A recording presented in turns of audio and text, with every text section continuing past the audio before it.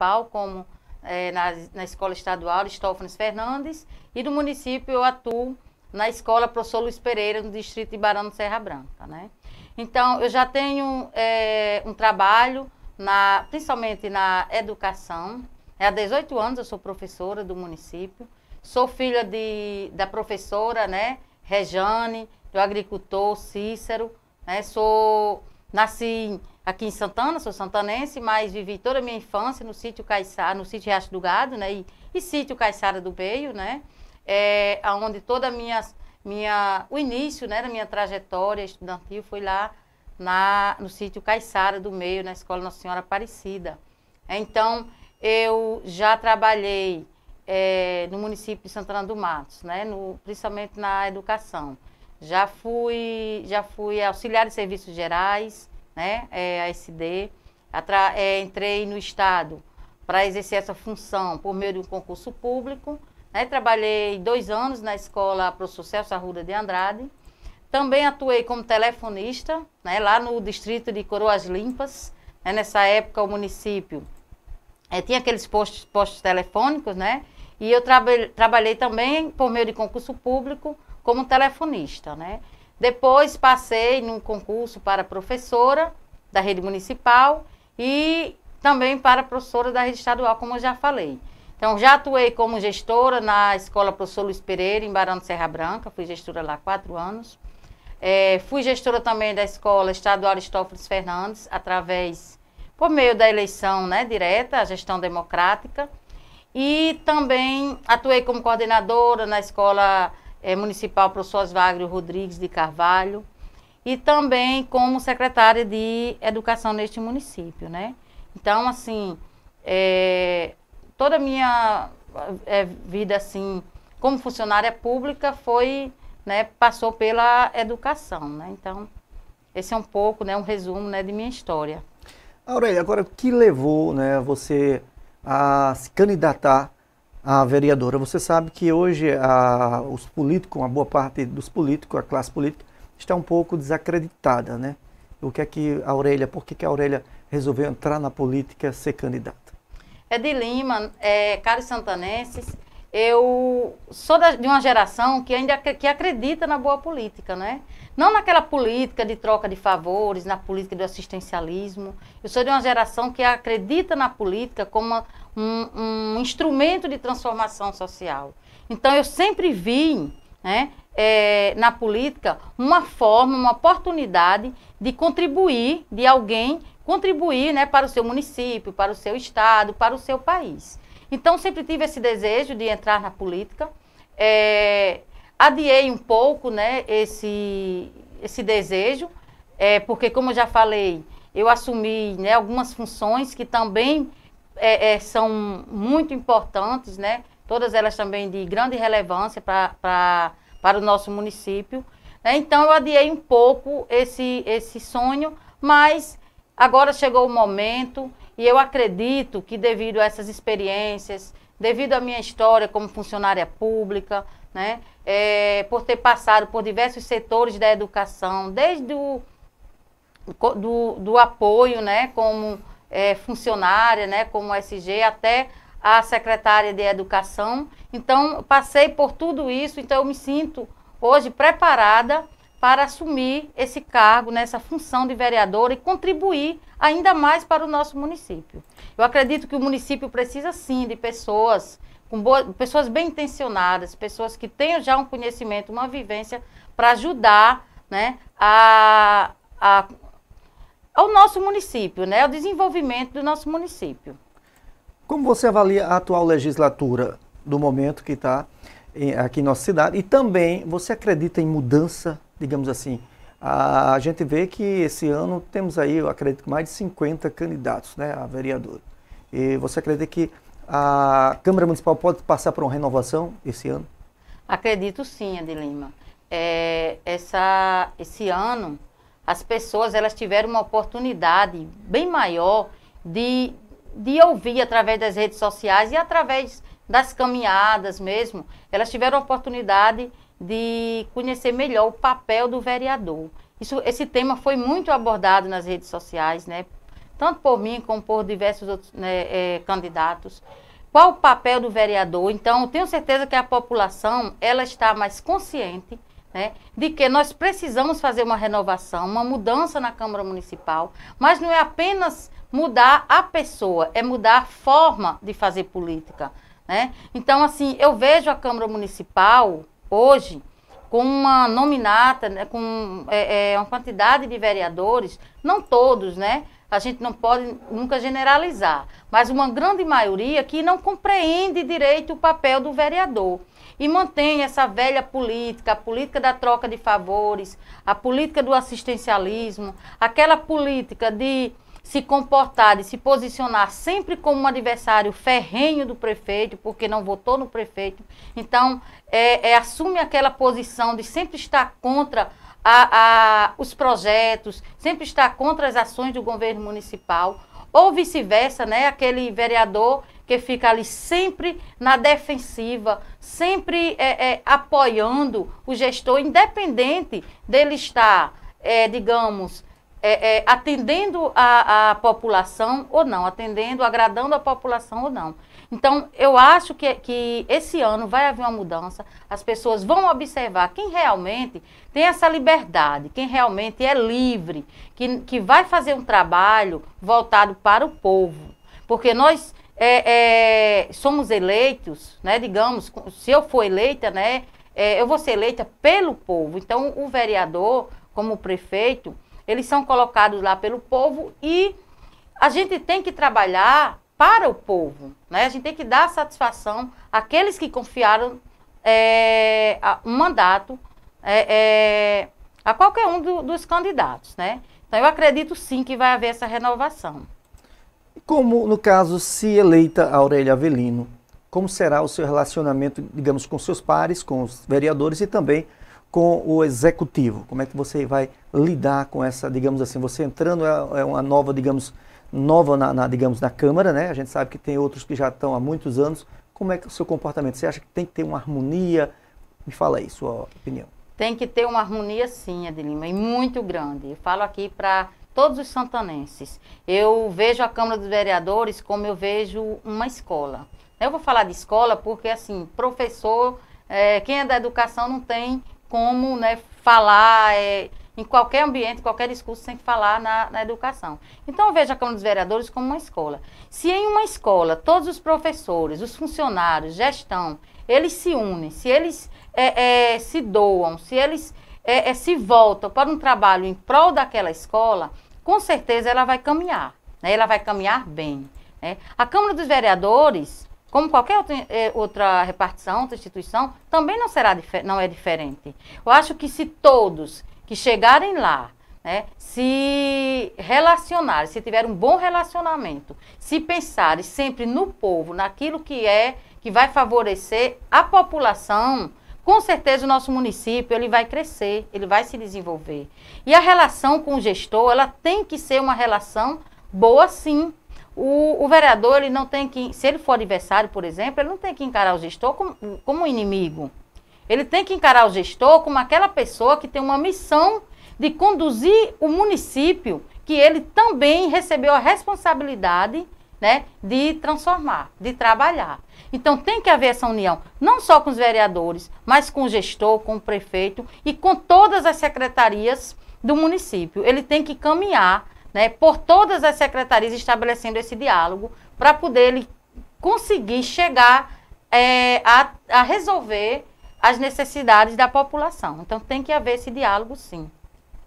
Queria que você também falasse como você vê o atual momento do nosso município, quais as maiores dificuldades, né, que você enxerga no seu ponto de vista, né, e quais as soluções que poderia ser feito, no mínimo, para amenizar a situação que se encontra não só na parte, digamos, da saúde, mas em outras áreas que você quiser pontuar também o seu pensamento, o que você pensa.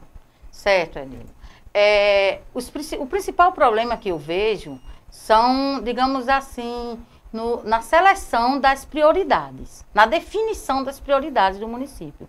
O que eu percebo, principalmente pelo que eu ouço, né, nas minhas caminhadas, nas minhas conversas com a população, o que eu percebo é que as prioridades que estão sendo definidas pela gestão não são as prioridades que atingem as necessidades, as reivindicações da população. Elas não batem. Porque, eu vou citar aqui um exemplo, Adelima. Se o município, devido às condições financeiras, que a gente sabe que são muitas, nenhum gestor ele pode vender a ilusão de que tudo que ele pensa, né, que ele gostaria de fazer, ele vai conseguir fazer chegando lá. Ele tem que ter ciência disso, né, tem que ser pé no chão. Mas nós sabemos que dentro dessas prioridades tem que estar as necessidades, as principais reivindicações do povo. Então, se você anda pela zona rural, você vê que as estradas não estão sendo prioridades. Não estão sendo prioridade, por quê? Porque a população, se você vai no Runfão, se você vai no Mineiro, se você vai na Caiçara, se você vai em Serra do Gado, aonde você vai, você ouve a mesma reclamação, a questão das estradas. Por exemplo, essa semana no sítio Serra do Gado, o que eu mais ouvi da população lá é que muitos gestores, todos os gestores, durante os últimos anos, prometem a realização, né, de uma estrada que liga Serra do Gado a São José da Passagem. Então, a gente fica assim se perguntando, durante todo esse tempo, né, eu falo de muitas gestões que já passaram, porque eles fazem essa reivindicação há muito tempo e ninguém consegue fazer, né? Você vai no sítio Caiçara do Meio e você vê uma reclamação que é antiga, não é da agora, que é a falta de um espaço para que o médico ele faça o atendimento à população daquela comunidade e dos sítios vizinhos. Então, não está sendo prioridade a oferta de um atendimento digno, de qualidade à população. Não está sendo feito, não está tendo essa prioridade, né? Outro ponto que eu poderia também citar com relação à saúde, a reclamação com os exames, a marcação de exames. É difícil para um paciente ele conseguir um exame, uma consulta, né? E essa reclamação não é de uma ou duas pessoas. Você ouve por onde você caminha, por onde você anda. Então, a pergunta que eu faço. As prioridades que o município está definindo, elas estão, digamos assim, de acordo com o que o povo entende como prioridade? Eu acredito que não. Eu posso citar também aqui a questão, se for falar da educação, a gente fala da manutenção das escolas, que a gente sabe que devido à dificuldade financeira do município, muitas vezes um serviço simples, né, que um gestor solicita, ele não é atendido. Que inclusive eu tenho um pensamento para isso, uma proposta para isso, Adelima. Porque eu vejo o seguinte, se o município, por menos, digamos assim, por mais que tenha dificuldade em recurso financeiro, mas ele precisa investir, ele precisa fazer a manutenção das escolas. Então, a minha proposta é que o município disponibilizasse um valor, né, para que fosse criado um programa de autogerenciamento das unidades escolares. Como seria isso? A gente já tem isso nas escolas estaduais, né? Quando, dentro desse programa, o município ele poderia destinar um valor de acordo com a quantidade de alunos, né? E esse valor que seria direcionado para os gestores administrarem, com certeza iria amenizar muitos problemas dentro da escola. O problema, digamos, de conserto de um ventilador, de um trinco de uma porta, da limpeza de um mato, que são problemas que a gente solicita, eu digo isso enquanto professora, que são problemas simples, que a gente solicita que demora, porque você depende de outras secretarias para executar o serviço. E assim como no Estado, isso dá uma autonomia, né? Uma autonomia maior às escolas, seria o fortalecimento da gestão democrática. Então, assim, para resumir, eu vejo o Sítio Mineiro, o Sítio Runfão, a gente tem uma escola lá, de Lima, com uma sala que não oferece o mínimo de estrutura, né? 2 professores atuando em uma mesma sala de aula. Digo isso porque eu, enquanto secretária, fiz várias visitas àquela escola e se o gestor ele colocar como prioridade, ele pode criar ali apenas mais uma sala de aula que vai dar uma melhor qualidade no ensino daqueles alunos, já que nós temos 2 professores lá, né, 2 professores qualificados, e com certeza melhoraria muito o atendimento àqueles alunos. Então, são ações simples, Edilima, são ações que precisam de planejamento e precisa principalmente que o gestor ele vá à comunidade. O que eu vejo também, Edilima, é que, e caros santanenses, né, que o gestor, ele não vai às comunidades, vê a realidade, ouvir o povo, né, só vai durante a campanha e depois não vai ouvir e ver com seus próprios olhos as necessidades. Porque se fosse, ia ver que muitas ações simples, certo? Que não demandam nem tantos recursos, poderiam amenizar, né, os problemas que nós temos no nosso município. Isso em todas as áreas. Nós sabemos que realmente, você falou num ponto muito interessante, eu vou só frisar, que em período de pré-campanha e campanha, né, todos os candidatos visitam o máximo de comunidades, chega até lá, promete.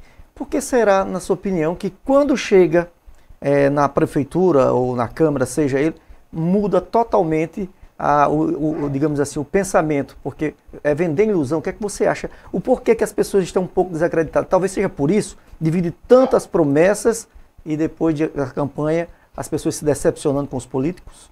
Primeiro, eu acho que as pessoas se decepcionam muito com a política porque os políticos, eles prometem muito, prometem aquilo que eles não conseguem fazer. Primeiro, falando do vereador, por exemplo, né? Se eu sou candidata a vereador, vou falar aqui do papel do vereador. O papel do vereador é diferente do papel do gestor, do executivo, né? Então, às vezes, o candidato, para tentar se eleger, ele promete fazer muita coisa e muitas ações que não são da sua competência. Né? Aí o que acontece? Decepciona o eleitor. Por quê? Porque prometeu algo que dependeria de um projeto, da aprovação desse projeto e da execução pelo município. Outra coisa que você falou aí com relação, por que os gestores não vão às comunidades como eles vão na época da eleição? Eu acredito que depois que tanto o vereador como o gestor, o prefeito, parece que depois que eles ganham, eles não querem mais enfrentar os problemas. Né? Devido ter dificuldade muitas vezes de resolver, aí prefere se esconder, porque sabe que se for em uma comunidade, ele vai ser questionado, ele vai ser cobrado. E essa é uma falha, Edilima, que se eu for eleita vereadora, eu não vou cometer, porque eu acredito que a nossa caminhada, as nossas visitas na comunidade não deve ser só na época da eleição. Se você é vereador, você tem que estar lá presente, vendo e ouvindo o povo, para poder, a partir daí, elaborar os seus projetos, suas cobranças, seus requerimentos e cobrar do gestor. Da mesma forma, o prefeito, né? Então, acho que falta isso, essa coragem para enfrentar os problemas. Sair do gabinete e ir às comunidades enfrentar os problemas de frente, dar uma satisfação ao povo. O que a gente mais vê nesse período de campanha, principalmente nesse período que se aproxima as eleições, é candidatos, principalmente candidatos a prefeitos, isso de forma geral. Isso não estou direcionando Santana do Mato. A gente vê em todas as cidades do interior do município, do estado, né? Os prefeitos têm a oportunidade de realizar ou de fazer o melhor durante 4 anos, mas eles direcionam para uma reta final de campanha.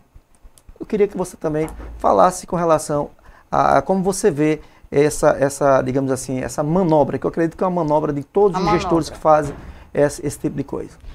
Então, Edilima, eu acho lamentável. Eu vou dar o exemplo, por exemplo, da realização de manutenção de estradas. Né? Passa-se os 4 anos, a população cobrando, reclamando.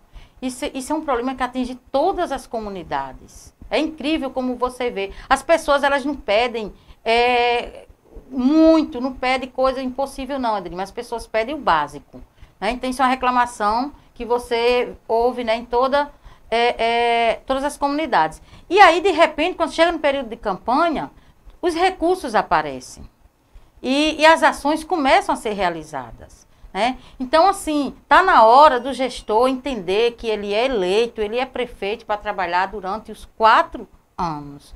E as pessoas estão vendo isso. Eu acredito, Edilima, caros santanenses, vocês que estão me ouvindo, eu acredito que as pessoas não vão se deixar mais enganar. as pessoas querem, nós queremos um gestor para 4 anos. Ele tem que ser proativo, ele tem que ser, digamos, preocupado, né, durante os 4 anos. Ele tem que visitar as comunidades durante todo o seu mandato. Aurélia, a gente vê aqui que deixa o espaço sempre, quando se aproxima, não estamos no Serrano não, mas quando se aproxima sempre, eu queria que você também falasse por que você escolheu o PT, Partido dos Trabalhadores, para se candidatar a vereadora. Qual foi o critério para você escolher o PT? Então, Edilima, eu escolhi o PT porque eu sempre fui, digamos assim, sempre fui admiradora, né, da trajetória do PT, minhas ideias, minha ideologia, né, é uma ideologia de esquerda.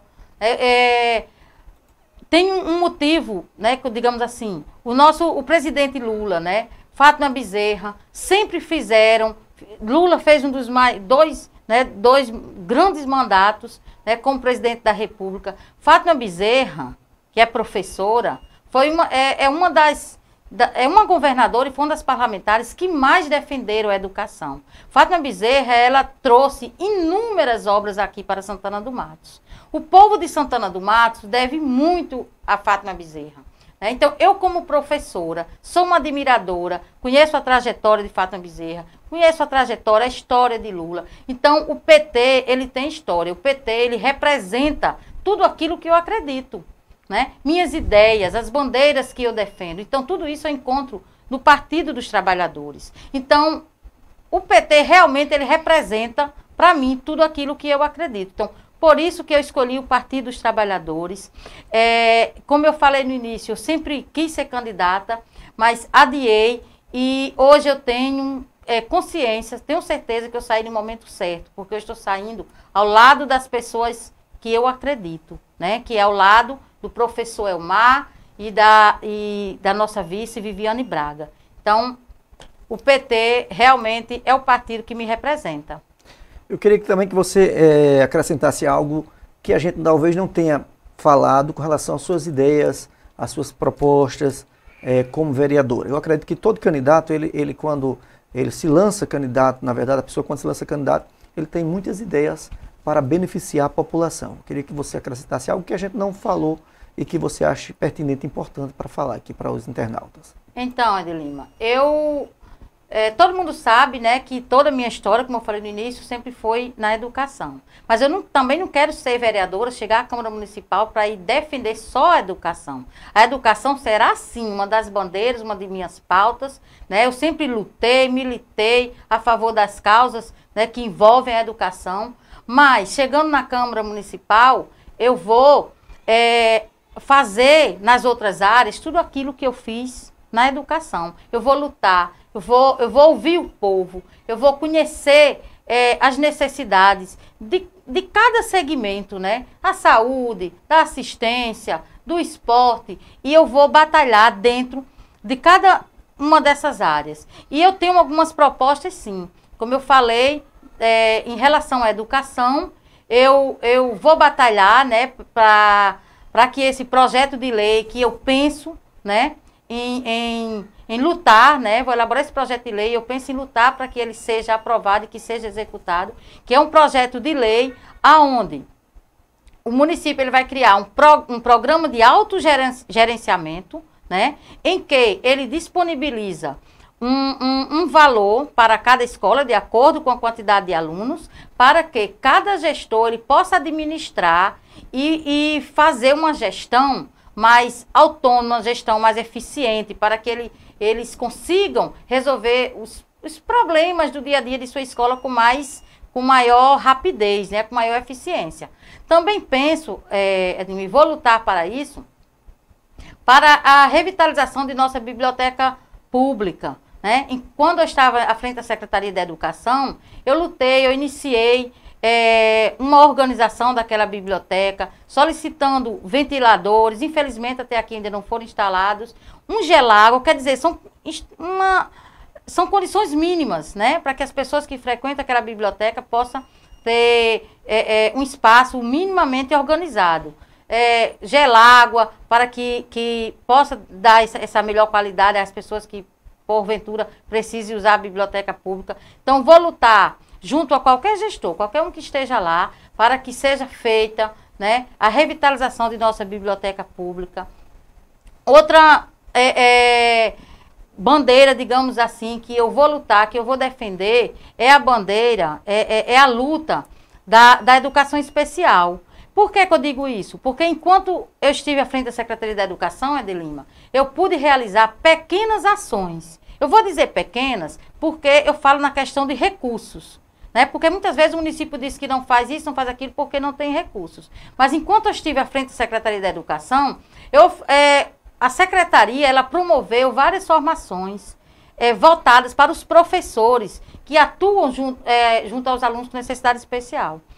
Eu digo isso porque eu sou professora e nós enfrentamos dificuldades. Então, nós precisamos dessa formação, né? Então, eu também vou lutar, né, para que o meu mandato, né, possa viabilizar, possa apoiar todas as ações que forem, né, voltadas à educação especial. Tem também os sítios arqueológicos, que é um grande potencial que nós temos, que eu, como historiadora, não posso deixar de falar. Eu conheço a importância da valorização, da exploração dos nossos sítios arqueológicos. Eu já levei inúmeras vezes alunos para visitar. E o município ele precisa investir nesse potencial, né, de turismo para que haja uma injeção na economia do nosso município. Então, assim, eu tenho inúmeras propostas que eu já estou soltando nas redes sociais, que eu vou debater durante todo esse período de campanha. E outra que eu quero falar também, muito importante para finalizar essa pauta, Ede Lima, é lutar para que essas escolas que foram nucleadas, onde elas estão, digamos assim, os prédios estão ociosos, eu quero lutar para que sejam construídos centros, digamos assim, comunitários. Né? Como seria isso? Seria locais onde a comunidade pudesse utilizar, tanto para o atendimento médico, né, como para ações culturais, religiosas, para atender a possíveis associações daquela comunidade.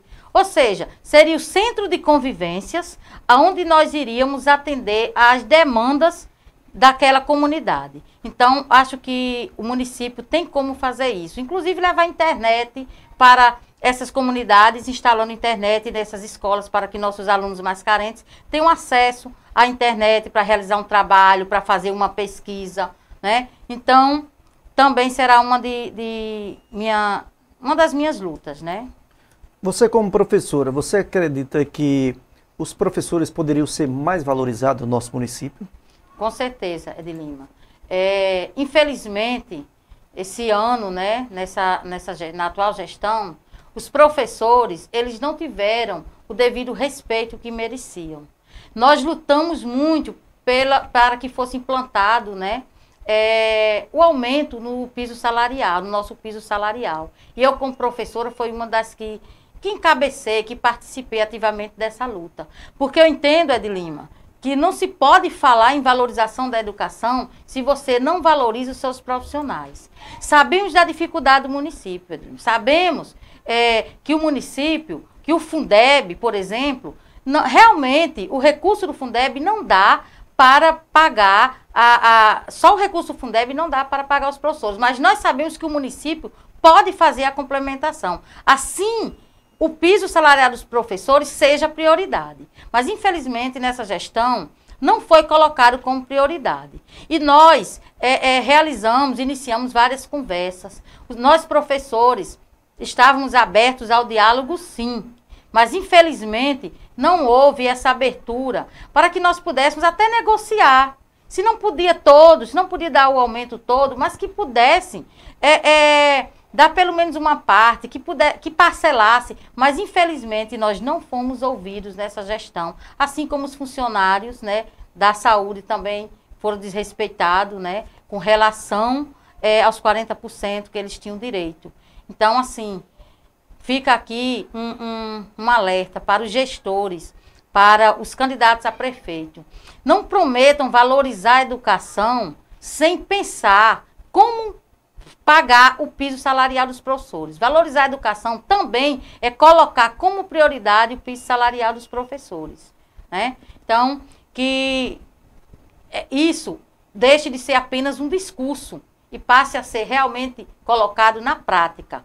Valorização da educação passa pela valorização dos professores, passa pela estrutura, digamos assim, melhor estrutura das escolas, transporte escolar para os alunos, que é uma pauta que, assim, muito, digamos assim, importante, que tem que ser discutido, porque é um dos maiores problemas do município de Lima. Chama-se o transporte escolar. E o gestor ele tem que ter ciência que ele vai enfrentar esse problema, ele tem que ter um plano, ele tem que ter um projeto. E eu acredito que o nosso projeto, o projeto do PT, encabeçado pelo nosso candidato, o professor Elmar e Viviane Braga, ele vai trazer uma solução para amenizar as dificuldades que nós temos enfrentado com relação ao transporte escolar.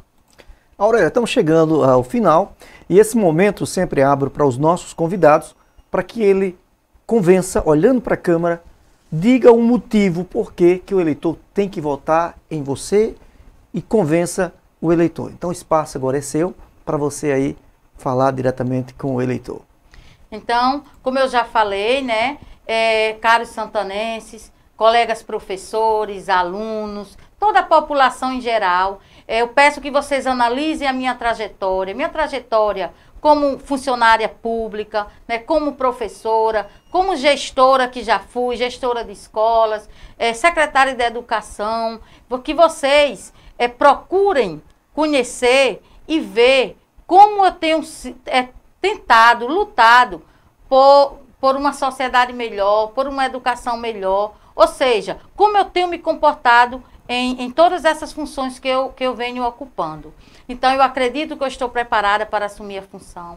Peço que vocês analisem com muito carinho. O meu número é 13555.